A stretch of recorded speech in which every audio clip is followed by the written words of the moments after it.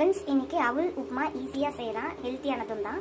அவலை எடுத்து ஜஸ்ட்டு அதை 2 வாட்டி வாஷ் பண்ணி இந்த மாதிரி ட்ரைன் பண்ணி வடிகட்டி வச்சிடலாம். அதுக்கப்புறம் வெங்காயம் கட் பண்ணிக்கலாம். ஃப்ரெண்ட்ஸ், அவல் உப்புமாக்கு கொஞ்சோண்டு ஃபஸ்ட்டு ஒரு 2 ஸ்பூன் எண்ணெய் ஊற்றிக்கலாம். வேர்க்கடலை ஒரு 2 கை போட்டுக்கலாம். அது கொஞ்சம் வறுத்து எடுத்துக்கலாம். வறுத்ததை ஒரு பிளேட்டில் போட்டுக்கலாம். திருப்பியும் கடாயில் ஒரு 2 ஸ்பூன் எண்ணெய் ஊற்றிக்கலாம்.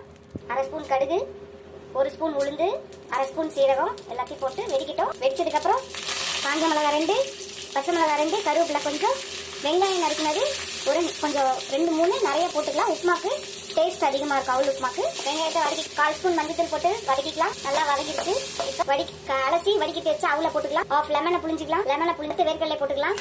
தேவையான சால்ட் போட்டுக்கலாம். எல்லாத்தையும் கலந்துக்கலாம். அவ்வளோதான், அவல் உப்புமா ரெடி. சர்வ் பண்ணும்போது ஒரு ஆஃப் லெமனை பக்கத்தில் வச்சிங்கன்னா அவங்களுக்கு தேவையானப்ப புளிஞ்சி அது சாப்பிட்டா டேஸ்ட்டாக இருக்கும். ஈஸியான டேஸ்டியான அவல் உப்புமா ரெடி. நீங்களும் ட்ரை பண்ணி பாருங்கள், எப்படி இருக்குன்னு சொல்லுங்கள். இதில் அடுத்த வீடியோ